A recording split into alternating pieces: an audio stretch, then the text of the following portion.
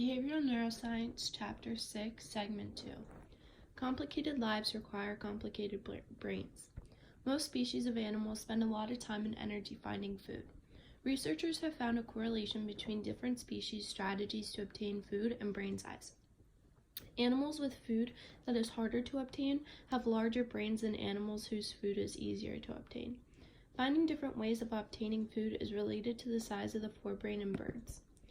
Results of research suggest that selection pressures favored increased size of the forebrain, which allows species to cope with environmental challenges. In the midbrain, bats who rely on hearing have a much larger inferior colliculi than bats that rely on sight, who have a much larger superior colliculi. And birds that store bits of food have a larger hippocampus than birds that don't. These examples continue on. Also, simpler invertebrate nervous systems provide models of neural function. So researchers can look at simpler organisms to help them find a basis for structure.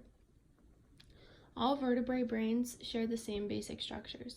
So the main brain structures are the same in all mammals, and there are differences between the brains of mammals, but they are only quantitative. All vertebrate nervous systems share certain main features, but different in others. So the development from a hollow dorsal neural tube, the head of the embryonic neural tube goes on to form major subdivisions of the brain, but the ventricular system persists into adulthood. Bilateral symmetry, the cerebral hemispheres are almost mirror images. In segmentation, pairs of spinal cords extend from each level of the spinal cord.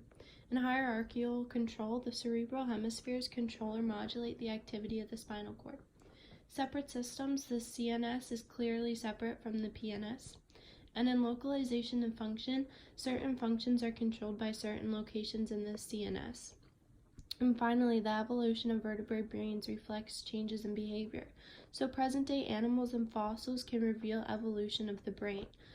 Scientists use endocasts, which are casts of the cranial cavity of the skull, which is especially useful for studying fossils of extinct species, and endocasts have given a reasonable indication of the size and shape of the brain, but not fine details.